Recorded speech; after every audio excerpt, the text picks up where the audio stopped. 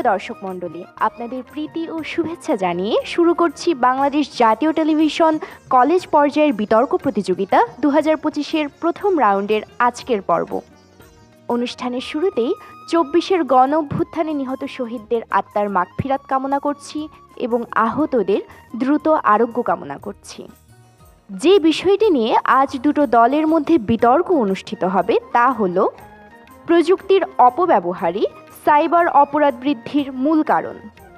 বিষয়টির পক্ষে বলবে চাঁদপুর সরকারি কলেজ চাঁদপুর, বিষয়টির বিপক্ষে বলবে চট্টগ্রাম কলেজ। প্রিয় দর্শক, পরিচয় করিয়ে দিচ্ছি আজকের বিতর্কিকদের সাথে। পক্ষ দল চাঁদপুর সরকারি কলেজ চাঁদপুরের বিতর্কিকরা হলেন আইরিন আক্তার, মোহাম্মদ সাইদুল আলম এবং তাদের দলনেতা মোহাম্মদ শাহেদ হাসান। বিপক্ষ দল চট্টগ্রাম কলেজের বিতর্কিকরা হলেন আহনাফ হোসেন লাবিব, সাবিহা তাবাসসুম এবং তাদের দলনেতা জিত চৌধুরী। সুপ্রিয় দর্শক মণ্ডলী, এবারে আমরা পরিচিত হব আজকের বিতর্ক প্রতিযোগিতার বিজ্ঞ বিচারক মণ্ডলীর সাথে। আজকের বিতর্ক প্রতিযোগিতায় বিচারক হিসেবে রয়েছেন আবুল বাশার নাহিদ, সহকারী অধ্যাপক খুলনা বিশ্ববিদ্যালয়; আমান সাদিক, সহকারী একান্ত সচিব মাননীয় উপদেষ্টা শিল্প মন্ত্রণালয় এবং সাবেক বিতার্কিক ঢাকা ইউনিভার্সিটি ডিবেটিং সোসাইটি; এবং রাগিব আঞ্জুম, সাধারণ সম্পাদক ঢাকা ইউনিভার্সিটি ডিবেটিং সোসাইটি এবং চ্যাম্পিয়ন ও ফাইনাল বিতর্কের শ্রেষ্ঠ বক্তা জাতীয় টেলিভিশন বিতর্ক প্রতিযোগিতা 2024। সম্মানিত বিচারকবৃন্দ, যে সকল বিষয়ের উপর বিতার্কিকদের নম্বর প্রদান করবেন তা হল উপস্থাপনা 5, ভাষার ব্যবহার ও উচ্চারণ 5, তত্ত্ব ও তথ্য পরিবেশনা 10, যুক্তির প্রয়োগ ও খণ্ডন 5। প্রিয় দর্শক, সবশেষে আমরা পরিচিত হব আজকের অনুষ্ঠানের সম্মানিত সভাপতির সঙ্গে, যিনি সমগ্র অনুষ্ঠানটি পরিচালনা এবং বিতর্কের ফলাফল প্রদান করবেন।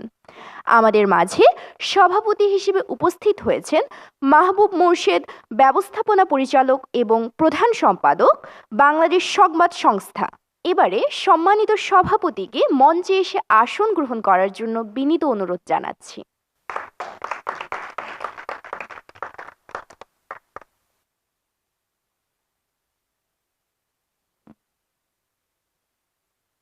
বিতর্ক অনুষ্ঠানটি শুরুর পূর্বে আসুন সংক্ষেপে আজকের বিতর্ক প্রতিযোগিতার নিয়মগুলো জেনে নেই। প্রত্যেক বিতার্কিক তার বক্তব্য উপস্থাপনের জন্য মোট 5 মিনিট সময় পাবেন। এক্ষেত্রে 4 মিনিটের সতর্কতা সংকেত এবং 5 মিনিটে চূড়ান্ত সংকেত দেওয়া হবে। এছাড়া প্রত্যেক দল থেকে দলনেতা যুক্তি খণ্ডনের জন্য অতিরিক্ত 3 মিনিট সময় পাবেন। এক্ষেত্রে 2 মিনিটের সতর্কতা সংকেত এবং 3 মিনিটে চূড়ান্ত সংকেত দেওয়া হবে। আমি এবারে আজকের অনুষ্ঠানের সম্মানিত সভাপতিকে বিতর্ক অনুষ্ঠানটি শুরু করার জন্য বিনীত অনুরোধ জানাচ্ছি। সম্মানিত সভাপতি। সবাইকে শুভেচ্ছা। জাতীয় টেলিভিশন কলেজ পর্যায়ে বিতর্ক প্রতিযোগিতা 2025-এ সবাইকে স্বাগত জানাই। আজকের বিতর্কের বিষয় প্রযুক্তির অপব্যবহারই সাইবার অপরাধ বৃদ্ধির মূল কারণ। পক্ষ দল চাঁদপুর সরকারি কলেজ চাঁদপুর এবং বিপক্ষ দল চট্টগ্রাম কলেজ। আমি প্রথমেই চাঁদপুর সরকারি কলেজ চাঁদপুরের প্রথম বক্তা আইরিন আক্তারকে তার বক্তব্য উপস্থাপন করার জন্য আহ্বান জানাচ্ছি। যেখানে জ্ঞানের আলো সেখানে প্রযুক্তি শক্তি, যেখানে অপব্যবহার সেখানে অন্ধকারের ভক্তি। আজকের বিতর্কের মঞ্চে উপস্থিত মাননীয় সভাপতি, সম্মানিত বিচারক মণ্ডলী, আমার প্রতিপক্ষ দলের বন্ধুরা এবং যারা শুনছেন সবাইকে জানাই আন্তরিক শুভেচ্ছা। আজকের বিতর্কের নির্ধারিত বিষয় প্রযুক্তির অপব্যবহারই সাইবার অপরাধ বৃদ্ধির মূল কারণ পক্ষে অবস্থান করছি। শুরুতে বিষয়টির সংজ্ঞায়ন করছি। সংজ্ঞায়নের ক্ষেত্রে যে বিষয়গুলোকে প্রাধান্য দিচ্ছি সেগুলো হলো প্রযুক্তি অপব্যবহার, সাইবার অপরাধ বৃদ্ধি ও মূল কারণ। প্রযুক্তি হলো আধুনিক সভ্যতার তৈরি এমন সব উপায় ও মাধ্যম যা মানুষের কাজ সহজ করে, দ্রুত করে এবং নিরাপদ করে। এতে বৈজ্ঞানিক জ্ঞান, প্রক্রিয়া ও উদ্ভাবনের সমন্বয় থাকে। অপব্যবহার হলো সেই পরিস্থিতি যখন প্রযুক্তিকে তার স্বাভাবিক ও আইনসঙ্গত উদ্দেশ্য থেকে কোনো ব্যক্তি ভুল কাজে ব্যবহার করে। এটি এমন এক প্রক্রিয়া যেখানে কোনো উপকরণ উদ্দেশ্যগত সীমা থেকে অতিক্রম করা হয়। সাইবার অপরাধ হলো তথ্য প্রযুক্তি ভিত্তিক সেসব কার্যক্রম যা ব্যক্তির অর্থ গোপনীয়তা বা নিরাপত্তা ক্ষতিগ্রস্ত করে। এতে অন্তর্ভুক্ত হ্যাকিং, ফিশিং, তথ্য চুরি, অনলাইন ব্ল্যাকমেল, অর্থ জালিয়াতি ইত্যাদি। লক্ষ্য করেন মাননীয় সভাপতি, সাইবার অপরাধ শব্দটি প্রথম প্রস্তাব করা হয় 1995 সালে এবং 2001 সালে বুদাপেস্ট কনভেনশন অন সাইবার ক্রাইমে প্রথমবারের মতো এটি আনুষ্ঠানিকভাবে আন্তর্জাতিক দলিলে ব্যবহার করা হয় এবং সেখানে এর সংজ্ঞায়নে প্রযুক্তির অপব্যবহারকেই এটির বৃদ্ধির পেছনে মূল কারণ এবং একমাত্র বাধ্যতামূলক পূর্বশর্ত হিসেবে চিহ্নিত করা হয়। মাননীয় সভাপতি, বৃদ্ধি বলতে আমরা বুঝি কোনো নেতিবাচক বা ইতিবাচক ঘটনার সংখ্যা, মাত্রা ও বিস্তারের ধারাবাহিক ঊর্ধ্বগমন। সাইবার অপরাধের ক্ষেত্রে বৃদ্ধি মানে অপরাধের ঘটনা ক্রমাগত বাড়ছে, নতুন রূপ সংযোজিত হচ্ছে এবং এর আক্রান্ত মানুষের পরিমাণ প্রতিনিয়ত বিস্তৃত হচ্ছে। মূল কারণ হলো কোনো সমস্যার সবচেয়ে প্রভাবশালী, সরাসরি ও প্রধান উৎস, যে কারণটি দূর না করলে সমস্যাকে নিয়ন্ত্রণ করা অসম্ভব। মাননীয় সভাপতি, আজকের বিতর্কে আমাদের অবস্থানের পক্ষে প্রধান ক্ষেত্রগুলো হলো: প্রথমত, সাইবার অপরাধ বৃদ্ধি শতভাগ ক্ষেত্রেই প্রযুক্তির অপব্যবহার এবং কেবলমাত্র প্রযুক্তির অপব্যবহারই অপরিহার্য পূর্বশর্ত। দ্বিতীয়ত, সাইবার অপরাধ সংগঠনে ইচ্ছা থাকলেও তা প্রযুক্তির অপব্যবহার ছাড়া পূর্ণ হয় না। তৃতীয়ত, ডার্ক ওয়েব, ফিশিং, ব্ল্যাকমেল এরকম সকল সাইবার অপরাধী প্রযুক্তিকে বিকৃত ব্যবহারের ফল। চতুর্থত, সাইবার অপরাধ নিয়ন্ত্রণের সবচেয়ে কার্যকর উপায় হলো প্রযুক্তির অপব্যবহারকে কঠোরভাবে নিয়ন্ত্রণ করা। মাননীয় সভাপতি, আমার প্রতিপক্ষ হয়তো বলবেন নৈতিকতার অবক্ষয়, মূল্যবোধের ঘাটতি, প্রযুক্তির সহজলভ্যতা, আইনের সীমাবদ্ধতা কিংবা জনগণের সচেতনতার অভাব সাইবার অপরাধের প্রধান কারণ। কিন্তু আমরা বলছি এই উপাদানগুলোর কোনোটি সরাসরি অপরাধ ঘটিয়ে তা অপরাধের হার বাড়ায় না, এগুলো কেবল অপব্যবহার হওয়ার সম্ভাবনা বাড়ায়। কিন্তু শেষ পর্যন্ত সাইবার অপরাধ ঘটবে কিনা তা নির্ধারণ করে শুধু একটি বিষয়, আর তা হলো প্রযুক্তির অপব্যবহার।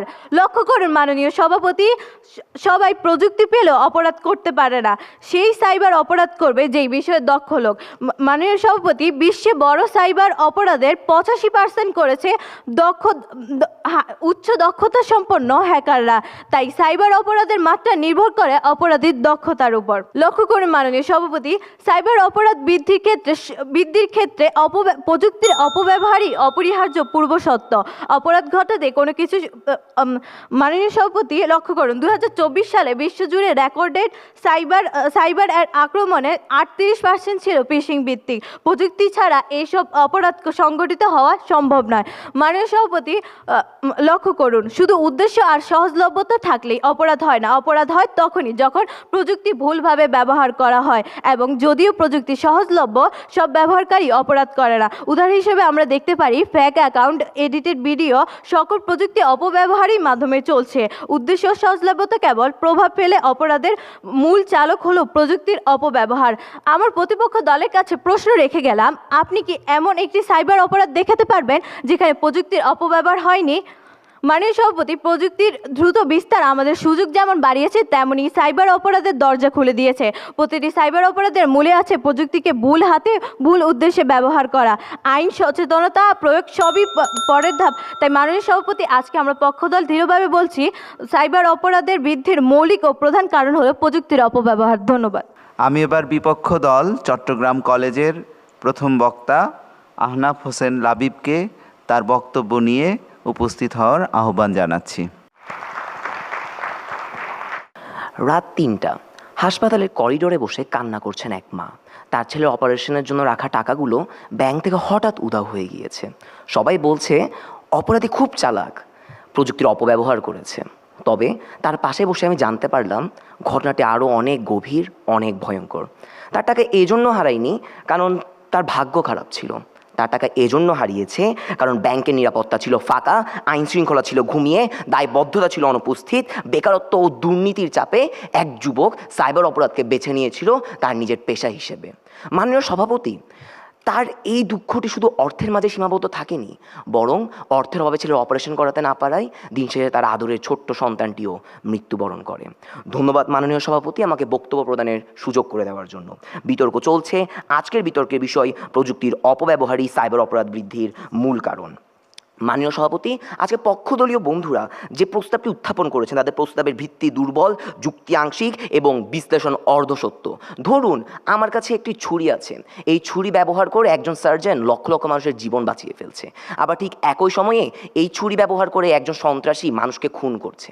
আজকে পক্ষদলীয় বন্ধুদের বক্তব্য শুনে মনে হলো তারা আসলে ওই ছুরিকেই দোষ দিবে, কারণ ওই ছুরি দ্বারা মানুষকে মারা হচ্ছে, ঠিক যেমনিভাবে আজকে তারা দোষ দিয়ে গেল প্রযুক্তিকে। তারা কখনোই এটা চিন্তা করবে না যে কেন একজন সন্ত্রাসী হলো কিংবা কেন একজন সন্ত্রাসী সন্ত্রাস করার পরিবেশ পেল। মাননীয় সভাপতি, আজকে তারা আমাদেরকে সংজ্ঞায়ন করে যায় সাইবার অপরাধ বৃদ্ধি নিয়ে, কিন্তু আসলে তারা আজকে মূল বিতর্কটি করে যায় সাইবার অপরাধ কেন সংগঠন হচ্ছে সেটি নিয়ে। তারা আজকে মূলত দেখিয়ে যায় যে প্রযুক্তির অপব্যবহার সাইবার অপরাধ সংগঠন করছে, কিন্তু আমরা বিশ্বাস করি না প্রযুক্তির অপব্যবহার নয়, বরং জাতীয় সামগ্রিক অবকাঠামোর দুর্বলতাই সাইবার অপরাধ বৃদ্ধির মূল কারণ। মাননীয় সভাপতি, আজকে এখানে অবকাঠামো বলতে আমরা শুধু রাস্তাঘাট, রেল, ব্রিজ ইত্যাদিকে নয়, বরং আধুনিক বিস্তৃত সংজ্ঞা অনুযায়ী আমরা অবকাঠামো বলতে ভৌত অবকাঠামোর পাশাপাশি সামাজিক অবকাঠামো এবং প্রাতিষ্ঠানিক অবকাঠামোকে বুঝিয়ে থাকছি। মাননীয় সভাপতি, আজকে প্রাতিষ্ঠানিক অবকাঠামো বলতে আমরা আইন প্রয়োগকারী সংস্থা, সরকারি নীতিমালা, বিনিয়োগ ইত্যাদিকে, এবং সামাজিক অবকাঠামো বলতে নৈতিকতা, মূল্যবোধ, সংস্কৃতি, সামাজিক আচরণ, সামাজিক বিশ্বাস ইত্যাদিকে বুঝিয়ে থাকছি। মাননীয় সভাপতি, আজকে আমি এবং আমার দলীয় বন্ধুগণ বিভিন্ন ক্ষেত্র বিশ্লেষণ করে যাব, যে ক্ষেত্রগুলোর কারণে আসলে মূলত আমার এই অবকাঠামোগত দুর্বলতাগুলো ঘটছে, এবং এই অবকাঠামোগত দুর্বলতাগুলো কিভাবে আসলে সাইবার অপরাধ বৃদ্ধির মূল কারণ সেটি আমরা ব্যাখ্যা করে দিয়ে যাব। ক্ষেত্রগুলো হলো নৈতিকতার অভাব, সামাজিক মূল্যবোধের অবক্ষয়, জনগণের সচেতনতার অভাব, অপরাধকে ঘৃণা না করা, প্রশাসনিক দুর্বলতা, আইন প্রয়োগে ঘাটতি, রাজনৈতিক অস্থিতিশীলতা, অর্থনৈতিক বৈষম্য এবং প্রযুক্তির সীমাবদ্ধতা। মানে সভাপতি, প্রথমেই বলি নৈতিকতার অভাব এবং সামাজিক মূল্যবোধের অবক্ষয় সংক্রান্ত ক্ষেত্রগুলো নিয়ে প্রথমে আলোচনা করি। মানে সভাপতি, একটি শিশু যখন জন্মগ্রহণ করে তখন সে কখনো একজন অপরাধী হিসেবে জন্মগ্রহণ করে না, বরঞ্চ বেড়ে উঠতে উঠতে তার চারিত্রিক বিকাশ ঘটে। কারো ক্ষেত্রে চারিত্রিক বিকাশ ইতিবাচক হয়, কারো ক্ষেত্রে তার এই চারিত্রিক বিকাশ নেতিবাচক হয়। ঠিক এই সময়ে দাঁড়িয়ে যখন একজন ব্যক্তির চারিত্রিক বিকাশটি নেতিবাচক হচ্ছে, তখন সে আসলে কখনোই চিন্তা করে না যে কোন জিনিসটি ভালো বা কোন জিনিসটি খারাপ। তখন তার মধ্যে মূলত এই জিনিসটি কাজ করে যে কোন জিনিসটা আমাকে পার্থিব লাভ এনে দিচ্ছে। তখন সে কখনোই চিন্তা করে না যে সাইবার অপরাধ জিনিসটি ভালো নাকি খারাপ। আমি একটু উদাহরণের মাধ্যমে বলে যাই। খেয়াল করে দেখুন মাননীয় সভাপতি, আজকে আপনার সমাজের মধ্যে ব্ল্যাক হ্যাট হ্যাকার আছে এবং হোয়াইট হ্যাট হ্যাকার আছে। এই দুই হ্যাকিং গোষ্ঠীরই কিন্তু সমান ধরনের প্রযুক্তি জ্ঞান আছে, সমান ধরনের প্রযুক্তির প্রাপ্যতা আছে, অর্থাৎ তাদের দুজনই প্রযুক্তি সমানভাবে পাচ্ছে, প্রযুক্তি সম্পর্কে তাদের জ্ঞানও সমান। তাহলে কেন ব্ল্যাক হ্যাট হ্যাকাররা আজকে মানুষের খারাপের জন্য কাজ করে এবং হোয়াইট হ্যাট হ্যাকাররা মানুষ এবং সমাজের ভালোর জন্য কাজ করে? একটি তফাৎ তাদের মধ্যে, তা হলো নৈতিকতা। অর্থাৎ আমি আজকে বলে যাচ্ছি প্রযুক্তির অপব্যবহার হচ্ছে, কিন্তু প্রযুক্তির অপব্যবহার হলো সর্বশেষ পর্যায়ে। অর্থাৎ প্রযুক্তির অপব্যবহার সাইবার অপরাধ সংগঠনের মূল কারণ হতেও পারে, কিন্তু সাইবার অপরাধ বৃদ্ধির মূল কারণ কখনো প্রযুক্তির অপব্যবহার হতে পারে না।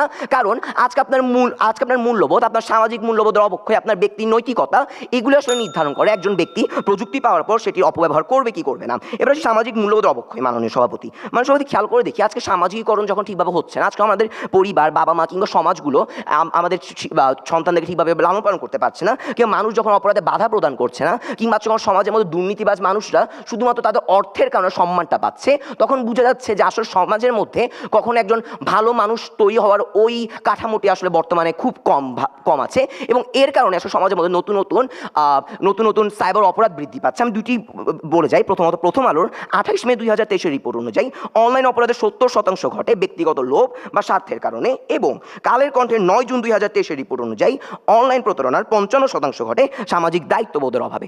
অর্থাৎ মাননীয় সভাপতি, আমরা বিশ্বাস করি আসলে আপনার প্রযুক্তির অপব্যবহারটা কেন হচ্ছে, ওই কারণগুলোই হচ্ছে আসলে মূলত সাইবার অপরাধ সংগঠনের সাইবার অপরাধ বৃদ্ধির মূল কারণ। কারণ সাইবার অপরাধ বৃদ্ধি পাচ্ছে যখন একটা ব্যক্তি প্রযুক্তির অপব্যবহারটা করছে, এবং যখন এই অপব্যবহারটা করছে সেটি আজকে মূল কারণ। তাই আজকে আমার দল এবং আমরা প্রমাণ করে যাব যে প্রযুক্তির অপব্যবহার নয় এবং জাতীয় সামগ্রিক অবকাঠামোর দুর্বলতাই সাইবার অপরাধ বৃদ্ধির মূল কারণ। ধন্যবাদ সবাইকে।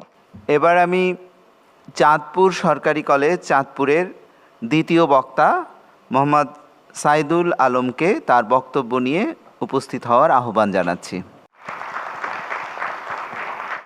ধন্যবাদ মাননীয় সভাপতি, সম্মানিত বিচারক মণ্ডলী, প্রিয় শ্রোতাগণ এবং আমার বিপক্ষ দলের বন্ধুরা, সবাইকে আমার আন্তরিক শুভেচ্ছা। বিতর্ক চলছে এবং আজকের বিতর্কের বিষয় নির্ধারিত হয়েছে প্রযুক্তির অপব্যবহারই সাইবার অপরাধ বৃদ্ধির মূল কারণ। মাননীয় সভাপতি, আজকে আমার দলের প্রথম বক্তা আজকে আমার পক্ষে অবস্থান করার প্রধান কয়েকটি ক্ষেত্র উল্লেখ করেছেন এবং আমি সেগুলো বিশ্লেষণ করে যাচ্ছি। লক্ষ্য করুন মাননীয় সভাপতি, অপরাধ সংগঠনে ইচ্ছা থাকলেও তা প্রযুক্তির অপব্যবহার ছাড়া পূর্ণ হয় না। অপরাধীর ইচ্ছা সাইবার অপরাধের বীজ, কিন্তু প্রযুক্তির অপব্যবহারই সেই বীজকে বাস্তবে রূপ দেয়। ইচ্ছা থাকলেই অপরাধ হয় না, অপরাধী সংগঠিত হয় যখন প্রযুক্তি ভুলভাবে ব্যবহার করা হয়। মানে সভাপতি, লক্ষ্য করুন, বাংলাদেশে এ পর্যন্ত যতগুলো সাইবার অপরাধ হয়েছে তার পিছনে কিন্তু প্রযুক্তির অপব্যবহারই সংগঠিত হয়েছে। প্রযুক্তির অপব্যবহার সংগঠিত হয়নি এমন কোনো সাইবার অপরাধ বাংলাদেশে এ পর্যন্ত ঘটেনি মাননীয় সভাপতি। বিশেষ করে Facebook clone ID, account hacking, ছবি বিকৃতি এসব প্রযুক্তি ছাড়া সম্ভব নয় মাননীয় সভাপতি। মাননীয় সভাপতি, 2023 সালে Bangladesh police cyber crime unit জানায় হ্যাকিং ও পরিচয় জালিয়াতির 79% ঘটনাই ফেসবুক মেসেঞ্জার অপব্যবহার মাধ্যমে সংঘটিত হয়েছে। মাননীয় সভাপতি, ডিজিটাল সিকিউরিটি এজেন্সির রিপোর্ট 2022 অনুযায়ী বাংলাদেশের রেজিস্টার্ড সাইবার অপরাধের 94% ক্ষেত্রেই প্রযুক্তির অপব্যবহার ছিল অপরাধ সংগঠনের প্রধান উপাদান। মাননীয় সভাপতি, অর্থাৎ অপরাধীর ইচ্ছা থাকা যথেষ্ট নয়, প্রযুক্তি ভুলভাবে ব্যবহার না করলে বাংলাদেশে এসব অপরাধ ঘটত না মাননীয় সভাপতি। লক্ষ্য করুন মাননীয় সভাপতি, বিশ্বব্যাপী সাইবার অপরাধের মূল ধাপ হলো টেকনিক। অপরাধীর ইচ্ছা থাকলেও dark web, phishing site, malware, spyware এসব প্রযুক্তি ব্যবহার ছাড়া অপরাধ ঘটতে পারে না মাননীয় সভাপতি। ইন্টারপোল গ্লোবাল ক্রাইম রিপোর্ট 2023 বলছে বিশ্বের 97% সাইবার অপরাধ টেক মিসইউজ ছাড়া সংগঠিত হওয়া অসম্ভব। এফবিআই ইন্টারেক্ট ক্রাইম রিপোর্ট 2023 বলছে ফিশিং, র্যানসামওয়্যার, ইমেল কম্প্রোমাইজ সব মিলিয়ে 88% সাইবার অপরাধে অপরাধীরা প্রযুক্তিতে সরঞ্জামে অপরাধীরা ব্যবহার করছে মাননীয় সভাপতি। অর্থাৎ আন্তর্জাতিক অঙ্গনেও সাইবার অপরাধের কারণ হলো ইচ্ছা নয়, প্রযুক্তির অপব্যবহার মাননীয় সভাপতি। লক্ষ্য করুন মাননীয় সভাপতি, ডার্ক ওয়েব, ফিশিং, ব্ল্যাকমেল এসব প্রযুক্তির বিকৃত ব্যবহারের ফল। মানে সভাপতি, প্রযুক্তির সুবিধা নিজে অপরাধী নয়, অপরাধ জন্ম নেয় যখন সেই প্রযুক্তি ডার্ক ওয়েব, ভুয়া লিঙ্ক বা ডিজিটাল ব্ল্যাকমেইলের মতো বিকৃতভাবে ব্যবহার করা হয়। অপরাধ যদি এসব ভুল না করত তাহলে মাননীয় সভাপতি অপরাধ হতো না মাননীয় সভাপতি। মাননীয় সভাপতি, বাংলাদেশে অধিকাংশই অনলাইন ব্ল্যাকমেইল শুরু হয় ফিশিং ক্লিক করানোর মাধ্যমে, যা সরাসরি প্রযুক্তির অপব্যবহার হচ্ছে মাননীয় সভাপতি। ডিবি সাইবার ইউনিট 2023-এর এক প্রতিবেদনে দেখা যায় অনলাইন ব্ল্যাকমেইলের 72% ঘটনার উৎস ছিল ফিশিং লিঙ্ক, নকল লটারি, বিকাশ, নগদ প্রতারণা সবই প্রযুক্তিগত স্ক্রিপ্ট ও ভুয়া সাইট ব্যবহারের মাধ্যমে। মাননীয় সভাপতি, বাংলাদেশ সিআইডি রিপোর্ট 2022 বলছে মোবাইল ফিনান্স জালিয়াতির 81% ঘটনার পিছনে ছিল ভুয়া ওয়েবসাইট ও ওটিপি চুরি যন্ত্র। রাষ্ট্রবিরোধী বা অবৈধ কন্টেন্ট আদান প্রদানও ডার্ক ওয়েবের অপব্যবহার ছাড়া সম্ভব নয় মাননীয় সভাপতি। বিটিআরসি 2023 বাংলাদেশে শনাক্ত 98% ডার্ক ওয়েব সংযুক্ত অপরাধ প্রযুক্তির অপব্যবহার ছাড়া ঘটতে পারে না মাননীয় সভাপতি। বিশ্বে পরিচয় চুরি ও ফিশিং সবচেয়ে বড় সাইবার অপরাধ। এটি সম্পূর্ণই ইমেল ও সাইট অপব্যবহার ভিত্তিক। এফবিআই আইসি 3 2023-এর মোট সাইবার অপরাধের 30% ছিল ফিশিং। এই সবগুলো মিলিয়ে মোট ছিল 100% প্রযুক্তির অপব্যবহারের ফলাফল মাননীয় সভাপতি। ডার্ক ওয়েব ছাড়া আন্তর্জাতিক মাদক অস্ত্র ডেটা বিক্রি সম্ভব নয়, এটি প্রযুক্তিকে বিকৃত করার আরেকটি উপায়। মাননীয় সভাপতি, ইউরোপল 2023-এর ডার্ক ওয়েব ক্ষেত্রে ভিত্তিক অপরাধীদের 95% ক্ষেত্রে টর ও এনক্রিপশন প্রযুক্তির অপব্যবহার ছিল অপরিহার্য। ইন্টারপোল সাইবার রিপোর্ট 2023 বলে র্যানসমওয়্যার আক্রমণের 91% ছিল ম্যালওয়্যার প্রযুক্তির অপব্যবহারের ফল। লক্ষ্য করুন মাননীয় সভাপতি, সাইবার অপরাধ নিয়ন্ত্রণের সবচেয়ে কার্যকর উপায় হলো অপব্যবহারকে কঠোরভাবে নিয়ন্ত্রণ করা। আইনের কার্যকারিতা অপরাধের ভার কিন্তু অপব্যবহার ঘটে অপরাধের আগে, তাই অপরাধ থামাতে হলে অপব্যবহারকেই আগে থামাতে হবে। মাননীয় সভাপতি, বাংলাদেশ 2023 সালে সিআইআরটি রিপোর্ট দেখায় 81% সাইবার আক্রমণ অপরাধ সংঘটিত হয় অপব্যবহারযোগ্য যন্ত্র ব্যবহারের মাধ্যমে। ইউরোপোল 2024-এর গবেষণা অনুযায়ী 74% সাইবার অপরাধে আইন আর নৈতিকতা অপরাধ থামাতে ব্যর্থ হয়, কিন্তু প্রি অ্যাবিউজ ব্লকিং 60% আক্রমণ আটকায়। অর্থাৎ অপরাধের আগের ধাপটাই অপব্যবহার। সেই অপব্যবহার ধাপটা যদি নিয়ন্ত্রণ করা যায় তাহলে স্বাভাবিকভাবে ফিরে নিয়ন্ত্রণ করা যায়। মাননীয় সভাপতি, তাই আজকে আমাদের দল বিশ্বাস করে প্রযুক্তির অপব্যবহারের কারণেই সাইবার অপরাধ দিন দিন বৃদ্ধি পাচ্ছে। ধন্যবাদ মাননীয় সভাপতি, ধন্যবাদ সবাইকে। এবার আমি চট্টগ্রাম কলেজের দ্বিতীয় বক্তা সাবিহা তাবাসসুমকে তার বক্তব্য নিয়ে উপস্থিত হতে আহ্বান জানাচ্ছি। বিজ্ঞ প্রতিপক্ষ একবার একটু বিষয়টা পড়ে নেবেন। আজকে আপনারা যখন প্রযুক্তির অপব্যবহারী সাইবার অপরাধ বৃদ্ধির মূল কারণ হয়ে দাঁড়ায়, তখন আপনি যখন আমাকে সংগঠিত হওয়ার কারণগুলো দেখিয়ে দিয়ে যান, তখন আপনাদের 10 মিনিটের বক্তব্য সম্পূর্ণ ব্যর্থ হয়ে যায়।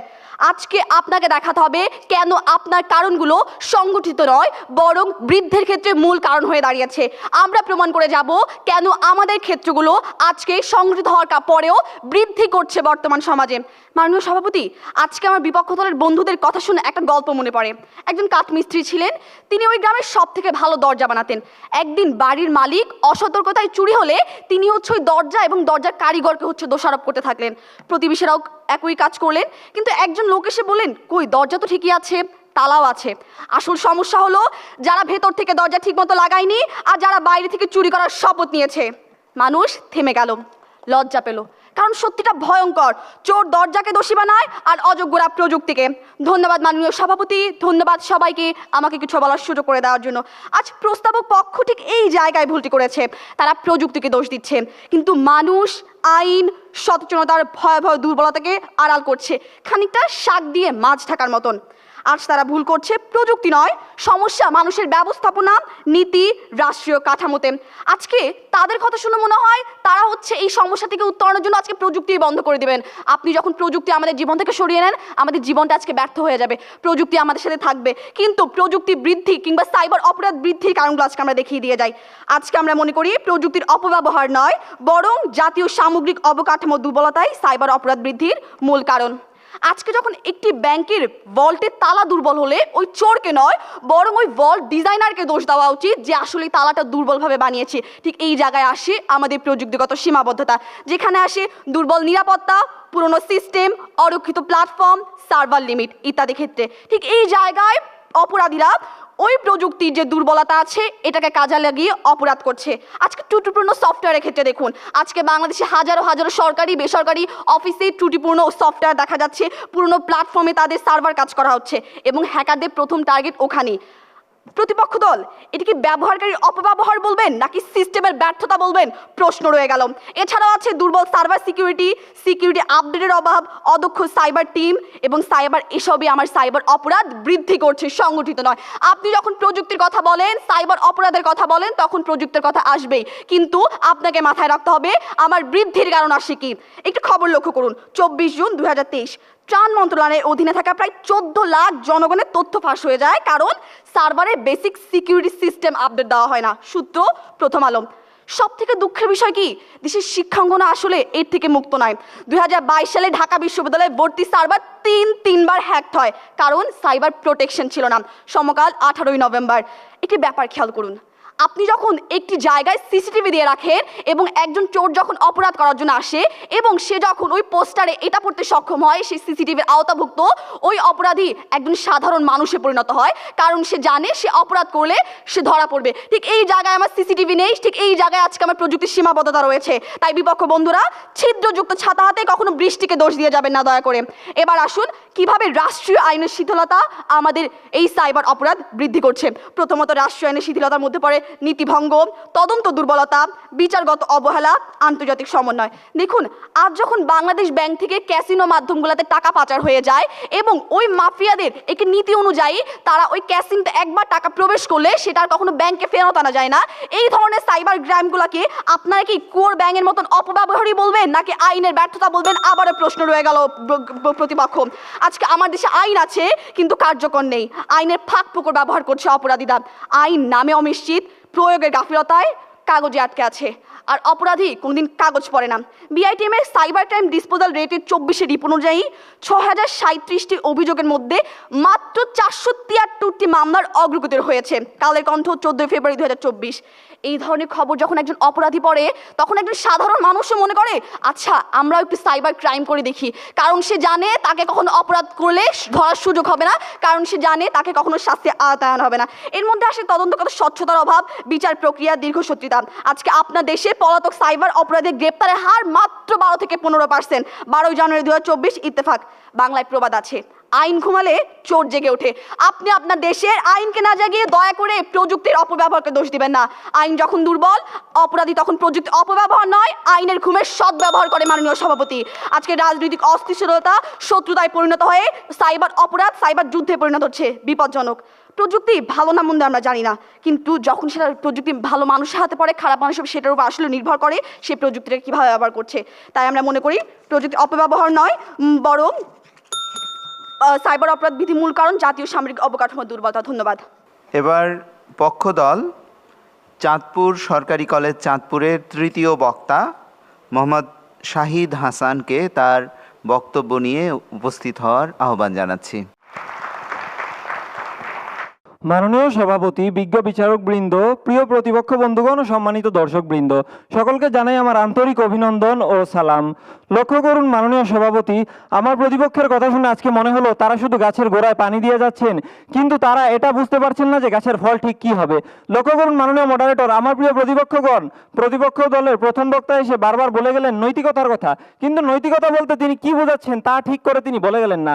লক্ষ্য করুন মাননীয় মডারেটর, তাদের দ্বিতীয় বক্তা এসে বলে গিয়েছেন ফিলিপাইনের ব্যাংকের ক্যাসিনোর মাধ্যমে, ব্যাংক থেকে টাকা সরিয়ে ক্যাসিনোর মাধ্যমে কিভাবে তা পাচার করা হয়। প্রিয় প্রতিপক্ষ, আপনারা কি জানেন সেখানে নৈতিকতার অন্তর্ভুক্ত হলো ক্যাসিনো? যেখানে আপনারা ব্ল্যাক হ্যাট হোয়াইট হ্যাট হ্যাকারদের কথা বলছেন, সেখানে রাশিয়ার হোয়াইট হ্যাট হ্যাকাররাই কিন্তু চালিয়ে যাচ্ছে সাইবার ক্রাইম। অর্থাৎ নৈতিকতার সংজ্ঞায়ন সব জায়গায় এক নয় প্রিয় প্রতিপক্ষ, এবং এই কারণেই নৈতিকতার মাধ্যমে আপনি কখনোই সাইবার ক্রাইমের বৃদ্ধিকে পুরোপুরি অনেকটা নিয়ন্ত্রণ করতে পারবেন না এবং একে মূল প্রভাবক হিসেবেও দায়ী করতে পারবেন না, কারণ আপনার কাছে যা নৈতিকতা সামনের মানুষটির কাছে তা নয়। তারা বলে গেলেন যে, তাদের প্রথম বক্তা বলে গেলেন যে মানুষ স্বার্থের জন্য এটি করছে, কিন্তু লক্ষ্য করুন মাননীয় মডারেটর, স্বার্থ ছাড়া তো কেউ অপরাধ করে না, এটি তো স্বাভাবিক বিষয়। মাননীয় মডারেটর লক্ষ্য করুন, আমাদের প্রথম বক্তা প্রযুক্তিকে দোষারোপ করেননি, তিনি প্রযুক্তির অপব্যবহারকে দোষারোপ করেছেন। এছাড়াও তারা বলে গেলেন অবকাঠামোর কথা, কিন্তু লক্ষ্য করুন মাননীয় মডারেটর, 12 থেকে 15 লাখের বেশি সরকার নিয়ন্ত্রিত সিসিটিভি ক্যামেরা নিয়ে চীন পৃথিবীর সর্বপ্রথম অবকাঠামোগত উন্নত দেশ হিসেবে আজ বিরাজমান, কিন্তু তাদের দেশে কি সাইবার অপরাধ বৃদ্ধি পাচ্ছে না হ্রাস পাচ্ছে? আশা করি প্রতিপক্ষ উত্তরটি দিয়ে যাবেন। লক্ষ্য করুন মাননীয় মডারেটর, তারা এছাড়াও বলে গেলেন আইনের ব্যর্থতার কথা, কিন্তু আমরা আজকের বিতর্কটি করছি মূল কারণ কোনটি সেটি নিয়ে, কিন্তু তারা কয়েকটি কারণ দেখিয়ে গেলেন, মূল কারণ কোনটি তা কিন্তু একবারের জন্য বললেন না। লক্ষ্য করুন মাননীয় মডারেটর, তারা বারবার বলে গেলেন নৈতিকতার কথা, কিন্তু প্রিয় প্রতিপক্ষ আপনি কি বলতে পারবেন নৈতিকতার সমাধানটা কোন জায়গায়? নৈতিকতার মাধ্যমে আপনি কিভাবে এই সাইবার ক্রাইমের বৃদ্ধিকে হ্রাস করবেন সেই সমাধান কিন্তু একবারও দেখিয়ে গেলেন না। লক্ষ্য করুন মাননীয় মডারেটর, বিভিন্ন গবেষণায় দেখা যায় নৈতিকতা প্রতিষ্ঠা করতে কমপক্ষে একটি সমাজে 5 থেকে 12 বছর সময় লাগে, যেখানে একটি হ্যাকিং করতে সময় লাগে 2 থেকে 3 মিনিট পর্যন্ত। তাহলে কিভাবে কেবলমাত্র নৈতিকতাকে দোষারোপ দিয়ে তারা বলতে চাইছেন যে সাইবার অপরাধ বৃদ্ধির মূল কারণ প্রযুক্তির অপব্যবহার না, তা সত্যি আমাদের বোধগম্য নয়। লক্ষ্য করুন মাননীয় মডারেটর, জাপান এবং দক্ষিণ কোরিয়ার মতো দেশ যারা প্রযুক্তির শীর্ষে রয়েছে এবং একই সাথে শীর্ষে রয়েছে আইন কানুন প্রয়োগের দিক থেকে, একই সাথে শীর্ষে রয়েছে মাননীয় মডারেটর, তারা নৈতিকতার দিক থেকে তাদের দেশেও কিন্তু সাইবার ক্রাইম বেড়েই চলেছে প্রতি বছর, কোনো বছর 5%, কোনো বছর 11%, এটি কিন্তু থেমে নেই মাননীয় মডারেটর। সর্বশেষ 2023-24 রিপোর্টে জানা যায় এটি 5% পর্যন্ত বৃদ্ধি পেয়েছে। লক্ষ্য করুন মাননীয় moderator, FBI internal crime report 2023 অনুসারে 62% সাইবার অপরাধ এজন্যই হয় যে অপব্যবহার সহজলভ্য হয়ে পড়ে। লক্ষ্য করুন মাননীয় মডারেটর, তারা বারবার আইনের ব্যর্থতাকে দোষারোপ দিয়ে যাচ্ছেন, কিন্তু বাংলাদেশে কি আইন নেই মাননীয় মডারেটর? উত্তর হলো আইন আছে মাননীয় মডারেটর। বাংলাদেশের কথা যদি বাদ দিয়ে আমরা একটু একটু যুক্তরাষ্ট্রের দিকে তাকাই, যুক্তরাষ্ট্রের ফেডারেল সাইবার ক্রাইম লকে ধরা হয় পৃথিবীর সবচেয়ে শক্তিশালী একটি সাইবার অপরাধ বিরোধী আইন হিসেবে, কিন্তু তারপরেও সেখানে সাইবার অপরাধ কিন্তু ক্রমাগত বেড়েই চলেছে।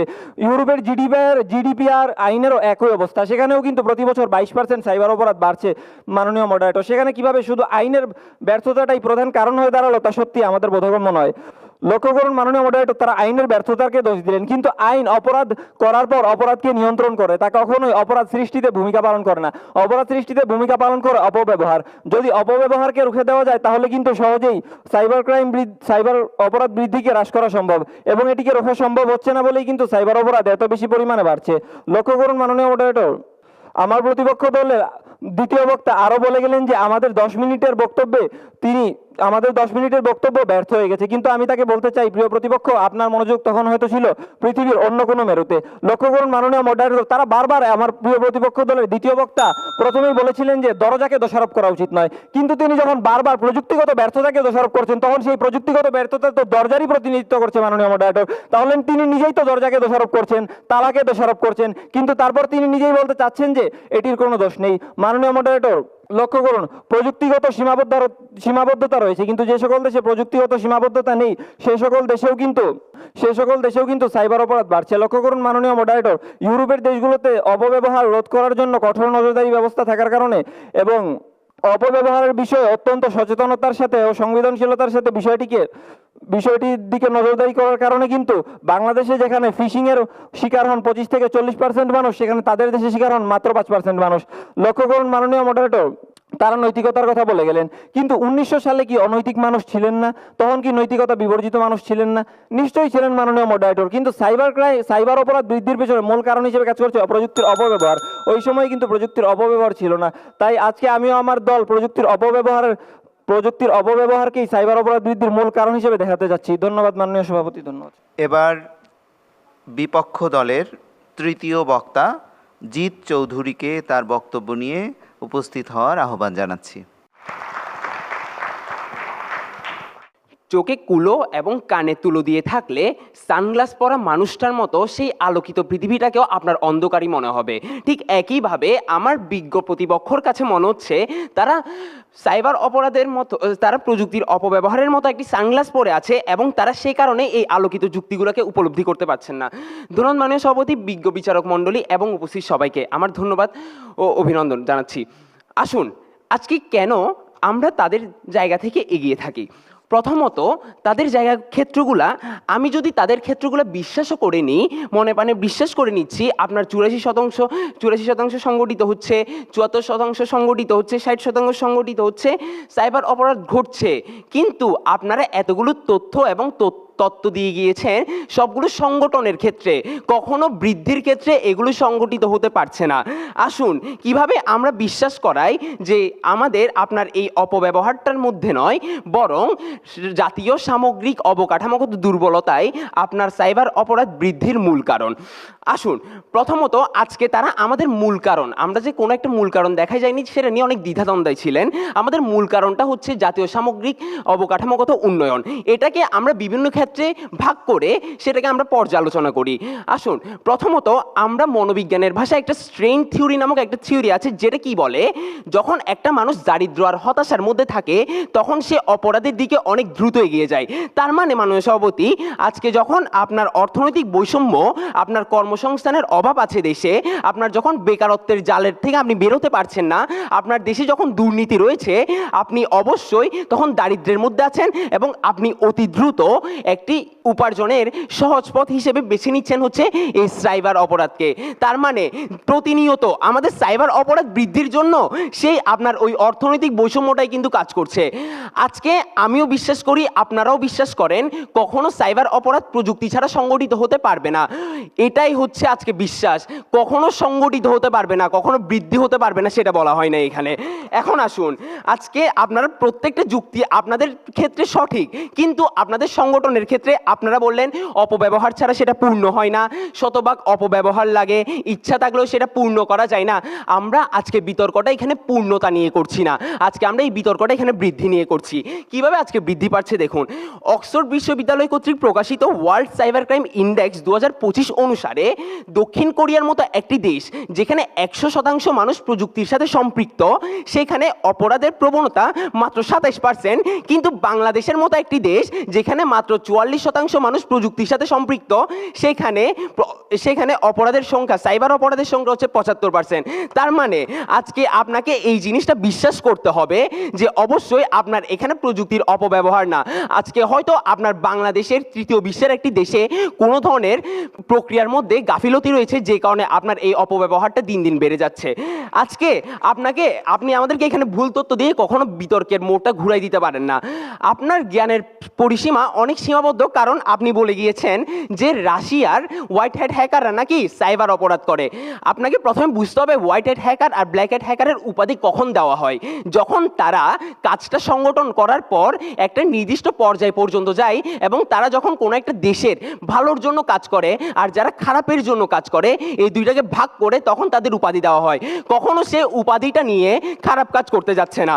আসুন এখন আমরা বিশ্বাস করি কেন আপনার এই ব্যর্থ প্রশাসনটাকে আপনি লুকিয়ে যেতে যাচ্ছেন। আজকে আপনি যখন শাক দিয়ে মাছ ঢাকতে চান, কিভাবে যখন আপনি প্রযুক্তির অপব্যবহারটাকে যখন বারবার বলে যান, তখন আপনি যে আপনার এই প্রশাসনের যখন এই ব্যর্থতাটা রয়েছে সেটা আপনি ঢাকা দিয়ে চলে যাচ্ছেন। তার মানে আজকে বর্তমানে যেমন আপনার প্রশাসন ঠিক হচ্ছে না, ঠিক তেমনই ভবিষ্যতেও কোনোদিন আপনার প্রশাসন ভালো হবে না, সেটা আমরা বিশ্বাস করি। এখন আসুন কেন আপনার সরকারের বিনিয়োগটা এখানে অনেক বেশি গুরুত্বপূর্ণ। আমি বিশ্বাস করি সরকার প্রযুক্তি খাতে যথেষ্ট পরিমাণ বিনিয়োগ করে না। আচ্ছা ধরে নিলাম বিতর্কের পরিপ্রেক্ষিতে তারা যথেষ্ট পরিমাণ বিনিয়োগ করেও, কিন্তু তৃতীয় বিশ্বের মতো একটি দেশে কখনো আপনি দুর্নীতির বাইরে নয়। তার মানে আজকে আপনার যথেষ্ট বিনিয়োগ করা সত্ত্বেও আজকে আপনি ওই দুর্নীতির কারণে কখনো এই সাইবার অপরাধের কবল থেকে, বৃদ্ধির কবল থেকে বের হতে পারছেন না। 4 নাম্বার যেটা অখণ্ড যুক্তি আমাদের, সেটা হচ্ছে রাজনৈতিক অস্থিতিশীলতা। আজকে দেখুন আপনার বিবিসি নিউজ অনুসারে 50% সাইবার অপরাধ ঘটে হচ্ছে রাষ্ট্র রাষ্ট্র সংঘাতের ফলে। সেটা কি রাষ্ট্র কি কখনো প্রযুক্তি দিয়ে আপনাকে প্রথমে সংঘাত করে? অবশ্যই না, প্রথমে সেটা তারা তথ্যের মাধ্যমে করে এবং পরবর্তীতে সেটা বৃদ্ধি পায়। সেজন্য আমরা বিশ্বাস করি প্রযুক্তির অপব্যবহারই সাইবার অপরাধ বৃদ্ধির মূল কারণ নয়, বরং জাতীয় অবকাঠামোগত দুর্বলতাই প্রযুক্তি বৃদ্ধির মূল কারণ। ধন্যবাদ। আমরা চূড়ান্ত পর্যায়ে পরের পর্বে যাচ্ছি। এটা যুক্তি খণ্ডন পর্ব। প্রথমেই যুক্তি খণ্ডন করতে চাঁদপুর সরকারি কলেজ চাঁদপুরের দলনেতা মোহাম্মদ শাহিদ হাসানকে আহ্বান জানাচ্ছি।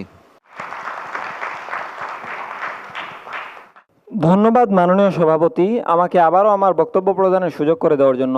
লক্ষ্য করুন মাননীয় সভাপতি বারবার আমার প্রিয় প্রতিপক্ষ নৈতিকতা, আইনের দুর্বলতার মতো ব্যাপারগুলোকে বলে যাচ্ছেন, কিন্তু মাননীয় সভাপতি স্বার্থ কে চায় না? প্রত্যেকেই তো স্বার্থপর। তাহলে প্রত্যেকেই কেন হচ্ছে না সাইবার অপরাধী? কারণ সাইবার অপরাধী হওয়ার জন্য সাইবার অপরাধ করার মতো দক্ষতা বা যোগ্যতা অর্জন করাটা জরুরি। এক্ষেত্রে সে যেই সাইবার অপরাধ করছে তার মাত্রার উপর নির্ভর করবে সে কতটুকু যোগ্যতা অর্জন করছে। অর্থাৎ সাইবার অপরাধ করার জন্য সাইবার অপরাধ সম্পর্কে জানতে হবে মাননীয় মডারেটর। আর তাই আমরা বলতে যাচ্ছি সাইবার অপরাধ বৃদ্ধির ক্ষেত্রে প্রযুক্তি অপব্যবহারই হলো মূল কারণ। মাননীয় মডারেটর লক্ষ্য করুন, তারা বারবার বলছেন আমরা সংগঠন নিয়ে কথা বলছি, কিন্তু একটি বিষয় আমাদের কোনোভাবে বোধগম্য নয় যে কোনো জিনিস সংগঠন না হলে তা বৃদ্ধি বা হ্রাস পাওয়ার আলোচনা কিভাবে আসবে।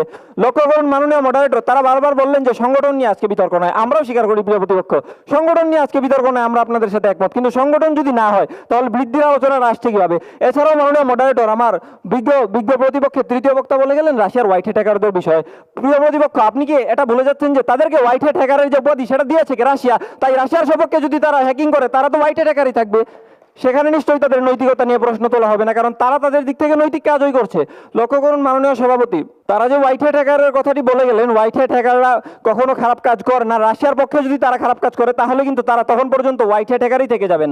লক্ষ্য করুন মাননীয় মডারেটর, আমার দলের পক্ষ থেকে কেবলমাত্র একটি প্রশ্নই করা হয়েছিল, কিন্তু দুঃখের ব্যাপার আমার প্রিয় প্রতিপক্ষ উত্তর দেওয়া তো দূরের কথা, তার ধারে কাছেও গেলেন না। লক্ষ্য করুন মাননীয় মডারেটর, তারা বললেন যে এই প্রশাসন কোনোদিনই ভালো হবে না, কিন্তু যদি ভালো না হয় তাহলে কিভাবে হবে তা আমরাও জানি না। লক্ষ্য করুন মাননীয় মডারেটর, তারা আরো বলে গেলেন অবকাঠামোগত উন্নয়ন না থাকার বিষয়টি। কিন্তু মাননীয় মডারেটর লক্ষ্য করুন, বাংলাদেশের বর্তমান পরিস্থিতিতে এতগুলো বিষয়কে কি আদৌ একসাথে ঠিক করা সম্ভব? আদৌ কি এতগুলো বিষয়কে একসাথে ঠিক করে বৃদ্ধি হ্রাস করাটা সম্ভব? না মাননীয় মডারেটর, এটি কোনো বাস্তবতাসম্মত মূল কারণ হতে পারে না।